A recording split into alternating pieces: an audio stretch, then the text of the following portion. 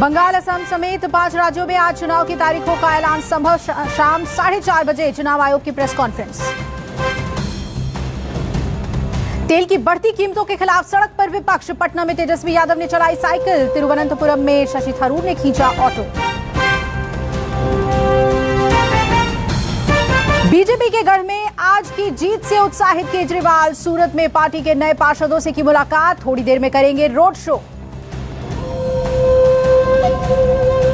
अंबानी के घर के बाहर विस्फोटक वाली कार से मिली चिट्ठी। जान से मारने की दी गई धमकी। नागपुर से लाई गई थी जिलेटिन की छड़ें।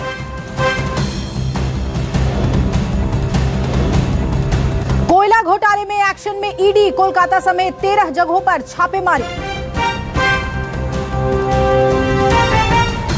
70 साल के हैं देशराज। उम्र ज्यादा हो गई है लेकिन हौसले में कोई कमी नहीं आई।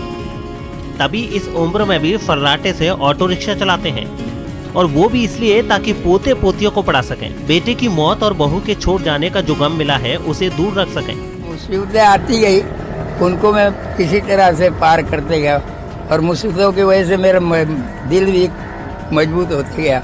हर मुसीबत से लड़ना मैंने सीख लिया। 74 वसंत देख चुके देशराज अपने दिल में दर्द का समंदर दबाए बैठे हैं। 2 बेटे थे, दोनों की मौत हो चुकी है, और इस वक्त उनके परिवार में उनकी पत्नी, एक बहू और 4 पोते पोतियां हैं।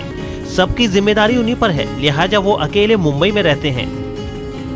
मुंबई का आशियाना बेचकर हिमाचल के एक छोटे से गांव में परिवार को रख छोड़ा है, ताकि वो वहां आराम से रह सकें, पोते पोतियां पढ़ सकें। खास बात यह है कि मुंबई में अकेले रह रहे देशराज ने कोई कमरा या खोली रेंट पर नहीं ली है। इस ऑटो रिक्शा में वो रहते हैं, दिन के उजाले में सवारियां बिठाते हैं और रात के अंधेरे में सो जाते हैं। बस यही मेरा रिक्शा जो था।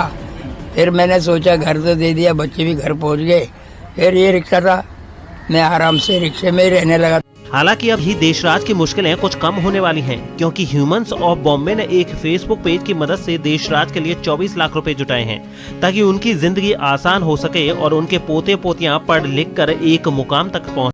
स्थित न्यू हबीबिया मदरसे में बुधवार की देर रात अचानक आग लग गई।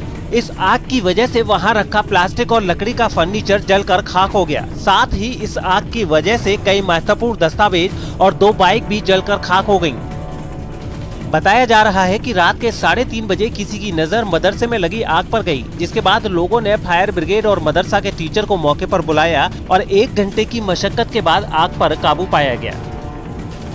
मदरसा का ये हमारा मदरसा है, मदरसा न्यू हबीबिया।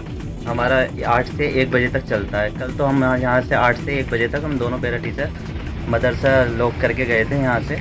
उसके बाद आज सुबह 26 तारीख को 3:30 बजे कुछ अज्ञात कारणों से आग लग गई। जब हमें पड़ोसियों द्वारा सूचना दी गई, हम यहाँ पर आए, हमने दमकल को बुलाया 3:30-4 बजे तक। जब तक दमकल आई और आग पर काबू पाया, तब तक आज तक का सारा रिकॉर्ड जल चुका। अच्छा, लगभग कितना नुकसान हुआ होगा? इसमें 2-3 गाड़ियाँ थी, हमारे मदरसे का रिकॉर्ड था पूरा, और पोशार वगैरह सारी चीज़ें थी, तो 2-3 लाख रुपए का कम का फवारा फूट पड़ा और जमीन के नीचे से निकल रहा साफ और शुद्ध पानी सड़क पर बहने लगा। लाखों लीटर पानी की बर्बादी वाली ये तस्वीर झालावाड़ के मंगलपुरा इलाके से आई है, जहां पेयजल के लिए बिछाई गई मेन पाइपलाइन टूटने की वजह से पीने का पानी बर्बाद हो गया। बताया जा रहा है कि सीवरेज लाइन की खुदाई के दौरान लापरवाही की वजह से जेसीबी मशीन की टक्कर से वाटर सप्लाई की पाइपलाइन टूट गई थी, जिसकी वजह से सड़क पर लाखों लीटर पानी बर्बाद हो गया। खास बात यह है कि सड़क पर पानी बहता रहा और कोई भी जिम्मेदार अधिकारी मौके पर नहीं पहुंचा, और पानी की बर्बादी का सिलसिला उस वक्त जाकर थमा जब वाटर सप्लाई का समय खत्म हो गया।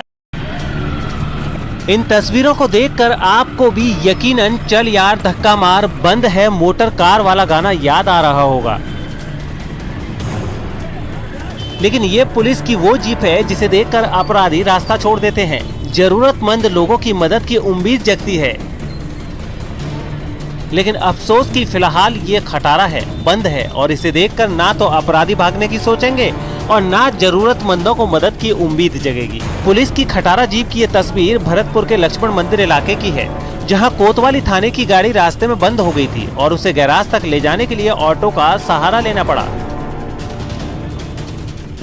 ये बात सही है कि कल हमारी कोतवाली भरतपुर की सरकारी गाड़ी है ना, वो ख़राब हो गई थी। तो ख़राब होने के बाद में उसको ठीक करवाने के लिए मिस्त्री के वहाँ पे डाल दिया था, और पुलिस लाइन से दूसरी गाड़ी आ गई थी। जब आज ये वापस ठीक हो गई